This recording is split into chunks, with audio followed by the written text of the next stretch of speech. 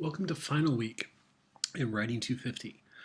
This week we'll mostly be wrapping up the course, finishing up your final research paper, um, writing and submitting your final reflective essay, which acts as your basically final exam in this class, and completing the end of course anonymous survey through My Ole Miss.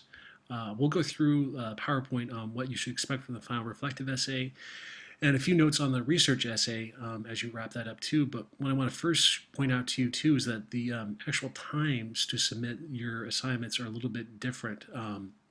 Before in the past it'd be midnight. Now it's going to be about 5 p.m. Reason for that is trying to get grading done as quickly as I can because I will have to have grades submitted to the registrar's office by Monday after Friday the 24th. So it's a very quick turnaround time. As you see, your research paper will be due on Wednesday, the 22nd by 5 p.m., and of course your final reflective essay will be due on Friday, the 24th, our official last day of class. You'll have time to submit and complete the anonymous course survey through My Ole Miss and go through that process. I'm assuming most of you are familiar with it since none of you are true freshmen here, so I won't go too much in depth with that. But what we'll do is just kind of go over a very brief little end of course notes PowerPoint to get you guys, make sure you all are on the same page with this. So the research paper final draft, as we said, is going to be due Wednesday, 5 p.m. on July 22nd. There cannot be any exceptions or extensions with this assignment since it's going to be so short. And I have to have grades in Monday morning, and I probably will not be checking Blackboard or responding to emails until I post grades that time too. A few tips for revising and proofreading this final draft. We're not going to have a peer review process because we don't really have much time for it though. But try to read it aloud to yourself and try to highlight your thesis when you turn in the draft just so you're aware of it and I'm aware of it too. I'm pretty sure I'm aware of everyone's thesis statement so far. We've commented on several times, but just as a piece of housekeeping, that's what I would recommend doing. Above all, looking at your rough drafts and looking at where everyone else is too, the big shift from the literature review to this final research paper is to make sure that you're focusing on your argument, not about summarizing your sources' arguments. That's the big shift for this. So you have to make certain that you have an argument and that you carry it down through your body paragraphs from your thesis. The easiest way to do that is to look at your topic sentences to make sure that your opinion is clear there. And then after you present the topic sentence to make sure that you are explaining how the subsequent evidence then backs up your point. Go through make sure you have your correct document format. Many of you are writing APA style, so make sure that you are familiar with it too. And take the time to revise your introduction and conclusion after you've finished up your draft is what I would recommend doing. Conclusions shouldn't simply restate your thesis. They should think about ways that you can build upon this research and go a little bit beyond it.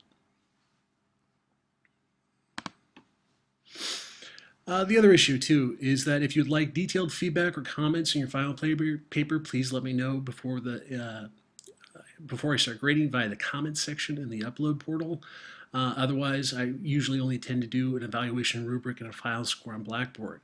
That's just because of the condensed time frame. So just let me know. And after you do your research essay, of course, the final essay, the final reflective essay, is going to be due both to Blackboard and to your ePortfolio. And I'll revise the date here. It's incorrect. It's going to be Friday the 24th. But the assignment description basically requires you to focus on one artifact and one outcome.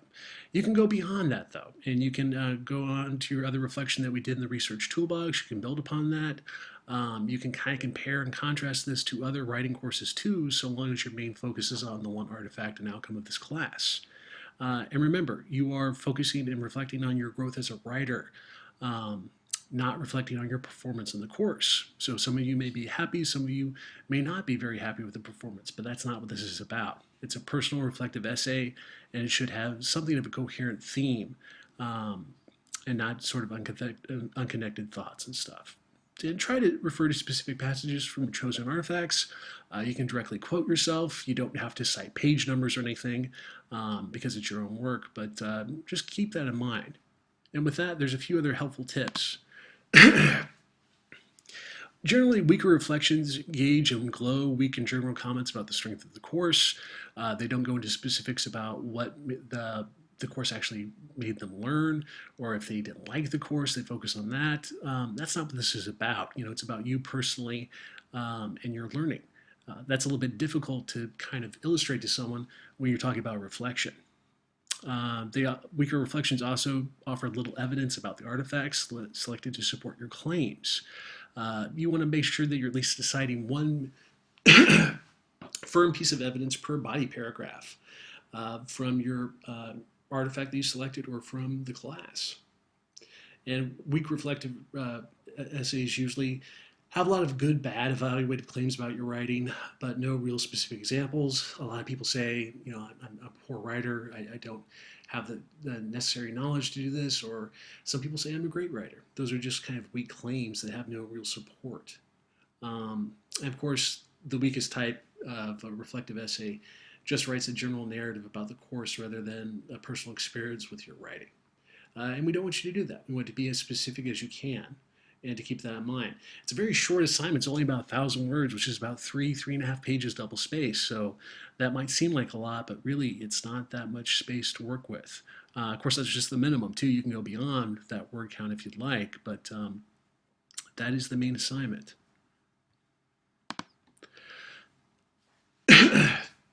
And as we wrap up the course, of course, go through my LMIS and complete the course and instructor evaluation. Your final thoughts are very important to how I will revise this course moving forward and how you all feel about my teaching too. I've enjoyed having you guys and interacting with you all. I know online classes are very, very different than face-to-face. You have very little personal interaction with them beyond, essentially letters writing to each other via emails and notes on papers. But I'm really proud of the way you guys have come as a class and how you all have interacted with each other too. You guys have actually been one of my best online classes that I've ever taught, and I really do appreciate it. If you need anything, please feel free to email me before the deadlines, and I'll do my best to respond to you as well. We will have a few other items coming up. If anything does come up over the course of the interim, I will let you guys know via email immediately. I don't know exactly when the registrar's office is going to have your grades. I just know Monday is the due date for me to actually enter them. They'll probably have those available to you within a week or so, would be my guess. But again, it's been great having you guys, and if you guys got a question, shoot me an email.